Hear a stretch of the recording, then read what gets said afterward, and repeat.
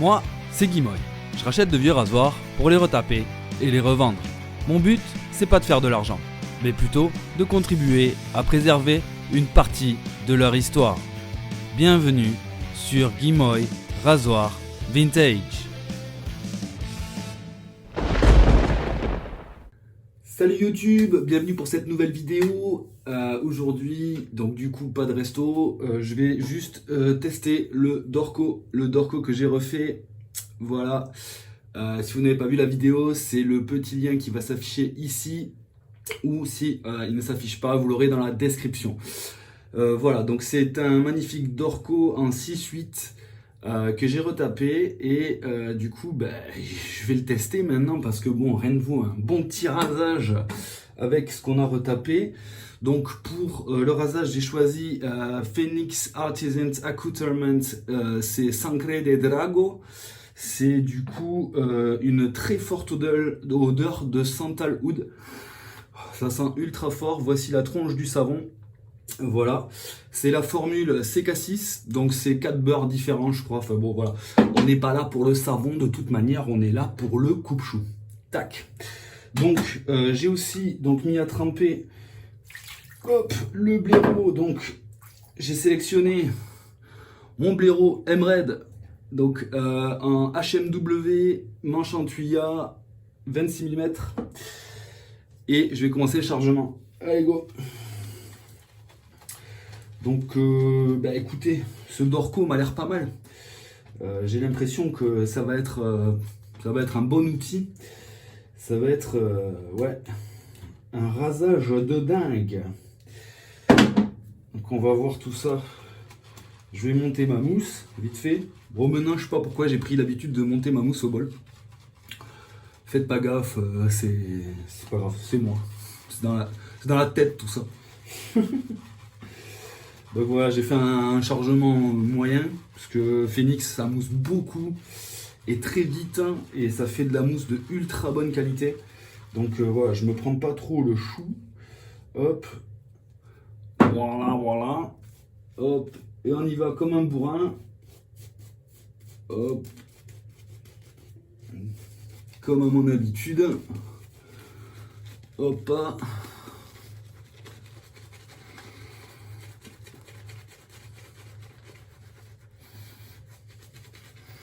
Une mousse de fada.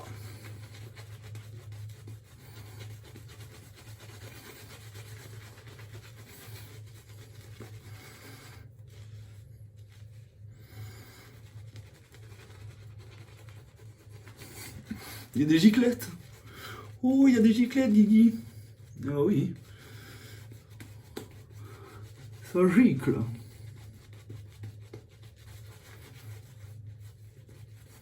Bon. Ben voilà. Avec Phoenix, pas besoin de travailler diplôme. T'as une mousse cache direct. Bien épaisse. Puis on sent bien qu'elle est grasse. Voilà. Ça ira. El Dorco, le Dorco, allez go, c'est parti. Hop. Je le mouille un peu, j'enlève l'huile de camélia que j'ai mis dessus, hein. La bonne huile de camélia. Hop, on est prêt. Donc je me rappelle, chasse en bois de bocotte, petite dorure ici, là, jusque là, du bout du crochet jusque là, et j'en ai même fait une ici, sur le nez, que ça fasse encore plus beau. Allez, on va voir s'il taille, si j'ai bien bossé. Oula, j'ai un peu de buée, attendez. Un petit peu de buée sur la glace. C'est bon. Allez, c'est parti.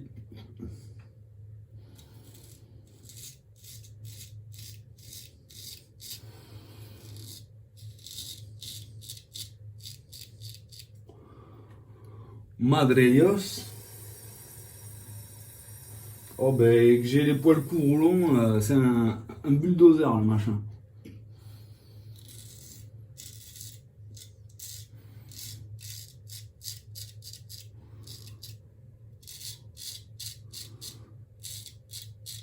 Une élagueuse. Oh, oh c'est beau. C'est beau.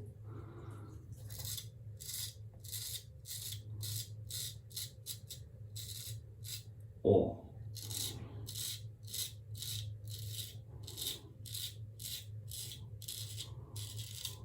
La stache mou d'un coup. Roule ma poule.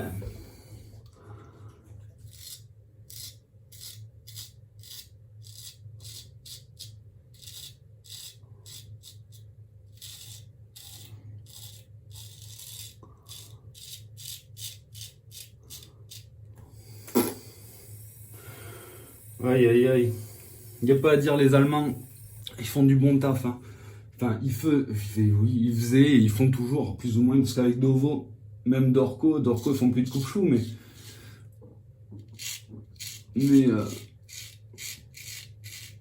les Dovo sont excellents, les Bokier sont excellents. À Solingen, ils bossent bien, les mecs. Hein.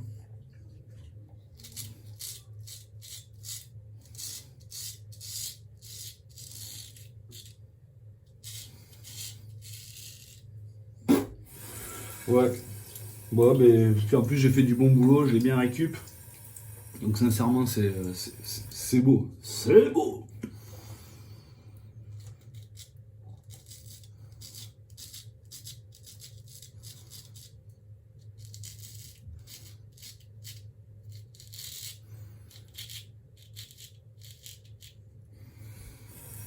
Oui madame. Oh oui madame. Hop. Le coup.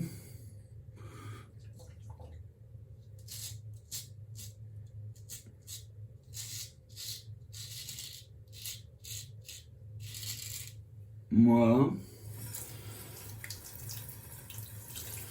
Alors vu que c'est une grosse lame, c'est du 6-8.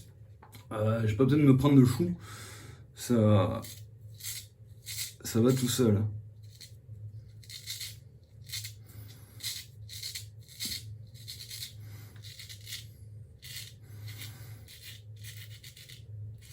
Moi, vous voulez que je vous dise un truc, il y a tout le monde conseille un 5-8 pour démarrer le coupe-chou. Moi, je trouve qu'avec un 5-8, on a plus de chances de se couper, alors qu'avec un 6-8, 6-8, 7-8, la lame est tellement large, on a tellement peur qu'au final, on va vachement plus doucement, et du coup, on fait plus gaffe. Et même, il y a une meilleure portance, et du coup, on peut mieux regarder son angle, du coup, parce que la lame est plus large. Plus le coupe-chou est fin, et moins on va pouvoir lui donner d'angle, en fait. Et donc, du coup, on aura plus de chances de se tailler. Voilà, c'était ma petite aparté. Je me rince, à tout de suite. Voilà, hop, c'est pas mal. Pour une première passe, c'est pas dégueu. Hop, deuxième passe, allez. Avec le reste de mousse du phénix. Alors comme d'hab, je fais une mousse légère pour la deuxième passe. J'aime pas quand c'est trop épais. Voilà. Surtout qu'en fait, je veux voir mon collier de barbe, je le répète. Hop. Ah ouais, alors ça, je vais le caler dans cette vidéo-là d'ailleurs. J'ai un truc à vous dire. Voilà. Y en a plein qui me demandent: oh, où tu trouves tes chasses? Ouais, où tu trouves tes chasses? Où tu trouves tes chasses? Où tu trouves tes chasses? Les mecs, je vais pas vous dire où je trouve mes chasses, parce que sinon vous allez me péter le business. Donc en fait, je trouve des chasses, ok. Je vous dirai pas où, hein, parce que si je devais dévoiler tous mes secrets, je ne pourrais plus faire de vidéos et je ne pourrais plus restaurer ou rénover des coupe-choux pour les autres. Donc écoutez, je suis désolé, hein, voilà, moi je peux vous montrer plein de trucs, genre les dorures, machin et tout, parce que les dorures c'est ultra compliqué à faire. Donc il n'y a peut-être pas tout le monde qui va pouvoir y arriver, les plaquages pareil et tout, mais bon, les chasses, c'est ultra simple à monter, à démonter.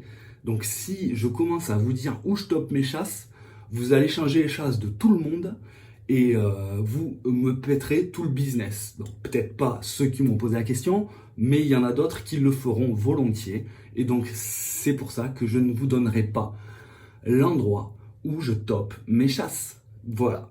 Je suis confus, mais c'est comme ça. Allez, seconde passe, go.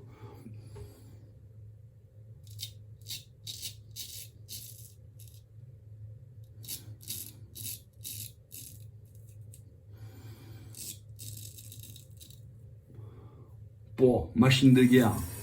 Ah ouais. Machine de guerre, il avance tout seul le truc. Hmm.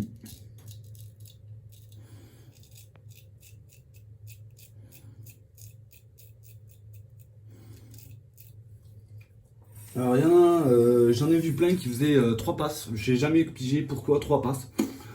Parce que moi, après ça doit venir de leur poil ou je sais pas, mais moi 2 passes ça me suffit amplement. Mais vraiment, voilà.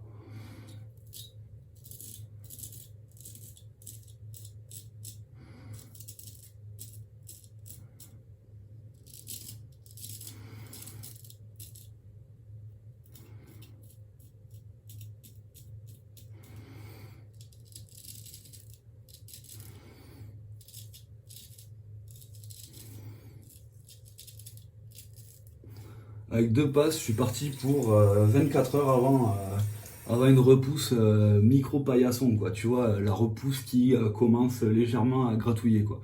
Là avec 2 passes, franchement, je suis bien, hein.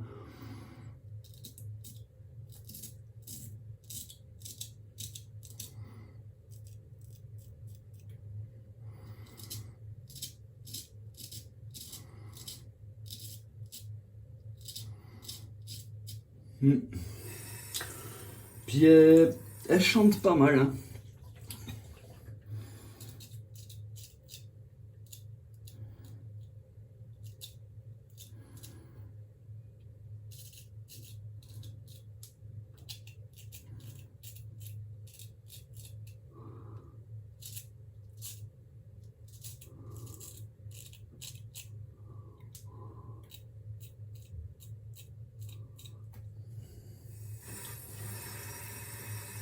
C'est une bonne lame, franchement.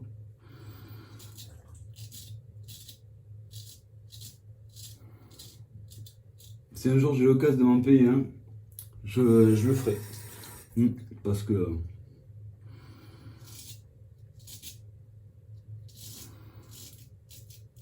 tip top. Ouais, c'est un très bon coupe-chou. Une fois bien préparé, il est vraiment cool.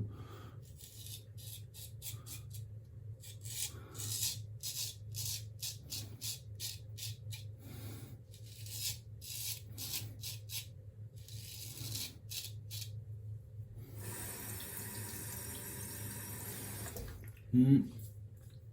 Ouais, je suis bien rasé, hein. Là, la chose. Là, ça va.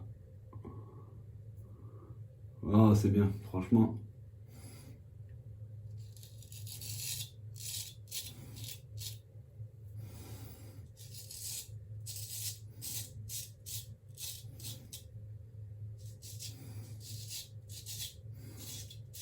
Allez, je me rinsouille, je me fais 3 finitions et je reviens tout de suite.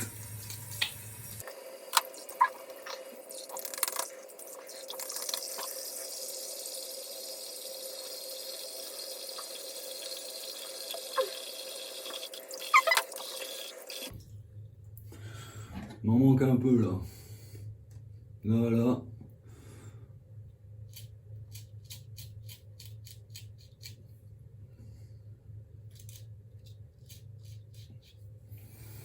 Voilà. Ça c'est ce que je kiffe avec le coupe-chou. C'est qu'en fait, tu peux direct faire tes corrections directes, alors qu'avec le rasoir de sûreté, tu peux pas, tu es obligé de prendre un coupe-chou à côté, faire tes traçages et tout, alors que là c'est cash quoi. T'as un truc qui couille, hop, tu le refais direct. Et c'est top. Bon ben voilà. Franchement, machine de guerre. C'est un coupe-chou de dingo.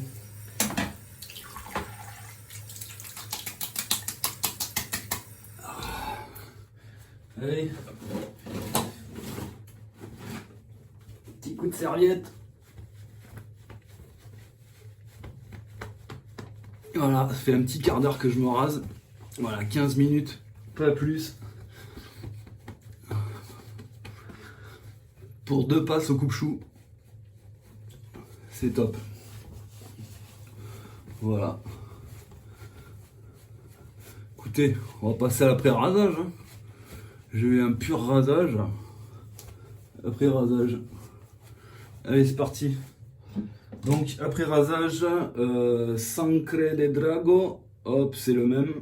Donc, je répète, très forte odeur de sandalwood. Alors, ça cocotte, hein, ça cocotte sec. Et puis, j'en parlais avec Cyril la dernière fois. Les aftershaves qui proviennent des États-Unis, on est d'accord tous les deux. L'alcool qu'il y a dedans, mais c'est monstrueux. Ça, moi, pour ma part, c'est vraiment ceux qui piquent le plus. Ils piquent grave, quoi. Ouais. Il lésine pas en termes d'alcool. Bon, allez, je vais m'habiller, je vous retrouve après. À toutes. Donc voilà, je suis rasé, tout beau, habillé, je suis pas coiffé, mais bon, on s'en fiche, je vais me coiffer après, c'est pas l'important. Donc voilà, juste maintenant, bah, du coup, j'ai rincé mon coupe-chou. Enfin, ce n'est pas le mien, hein. Vous verrez dans la vidéo, hein. Voilà, description, hein. Voilà. Donc voilà, on l'essuie, d'accord. Donc moi je l'essuie avec là, j'ai quoi? J'ai un petit mouchoir avec moi. Vous pouvez prendre un essuie-tout, votre serviette, voilà. On essuie bien la lame, comme ça. Ici, partout. Voilà. Le crochet. Dedans, vous voyez? Il y a des gouttelettes d'eau là-dedans. Vous voyez, vous les voyez ou pas? Parce que voilà, la mise au point, je suis pas sûr qu'elle soit tip top, mais bon voilà. Donc là, il y a plein de perles d'eau. Il faut les souffler, pas le choix.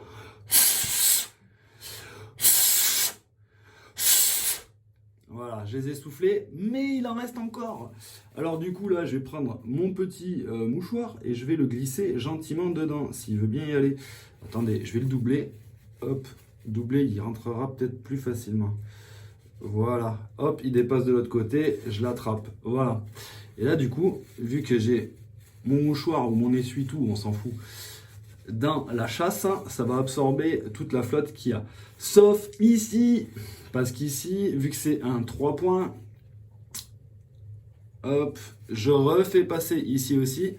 Alors on fait bien gaffe de ne pas se couper, hein, d'accord? Et ici, c'est pareil. Je mets la chasse vers le bas, comme ça, s'il y a un peu de flotte par ici, elle va descendre par là. Bon, après, voilà. Au niveau du pivot, je souffle.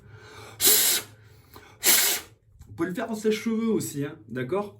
Donc voilà, là pour moi, il est sec. On peut voir, hop, il est sec, il n'y a plus de perles d'eau nulle part sur la lame.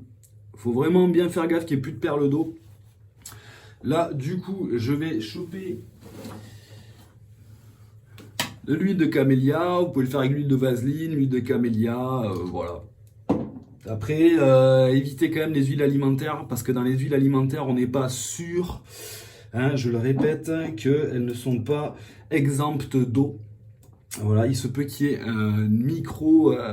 des micro gouttes d'eau dessus. Donc là, je vais mettre 4 gouttes. Je vais prendre mon petit pinceau. Je suis obligé de lever un peu. Et hop, je vais enduire ma lame pour la protéger contre la corrosion. Hop, un peu partout. Par ici. Prenez le temps de le faire, ça, sincèrement, ça prend 5 minutes et ça évite vraiment que vos lames ne se piquent, ne se rouillent et d'avoir des problèmes. Là, grâce à mon petit pinceau, je peux venir ici, vous voyez, entre la chasse, surtout si votre coupe-chou a des rondelles, Vous pouvez venir vraiment aller graisser les rondelles. Et en fait, l'huile, elle va chasser l'humidité qu'il y aura entre les rondelles et le bois. Et les rondelles et la lame. Et ça, c'est pas négligeable. Voilà, je le referme sans toucher avec mon pinceau. J'en mets un petit coup ici aussi. Et voilà, elle est tout beau. Donc je vais le remettre dans sa boîte. Savoir s'il n'avait pas sa boîte d'origine. C'était une boîte de Trilante. Voilà, bon, bref, on s'en fiche. Donc ouais, j'ai fait du bon boulot sur ce coupe-chou. Je vous rappelle, la vidéo est dans la description. Ou alors sur la petite fiche au début de la vidéo. Sur ce, avec tout ça, bah, écoutez, je vais vous laisser. J'espère que ce rasage vous aura plu. Moi, ce coupe-chou, bah, je l'ai bien retapé. Je suis super content. Je vous retrouve du coup dans pas trop longtemps. En attendant, bah, du coup, restez toujours bien affûtés. Je vous rappelle que vous pouvez vous abonner, faire sonner la petite cloche de notification pour avoir mes dernières vidéos et mettre des pouces en l'air. Ça fera toujours plaisir. Vous pouvez reprendre du coup à partir de maintenant une activité normale. Je vous retrouve pour une prochaine vidéo dans pas trop longtemps. Je sais pas du tout ce que ça sera, mais ça sera surprise. Je vous dis à plus. Ciao!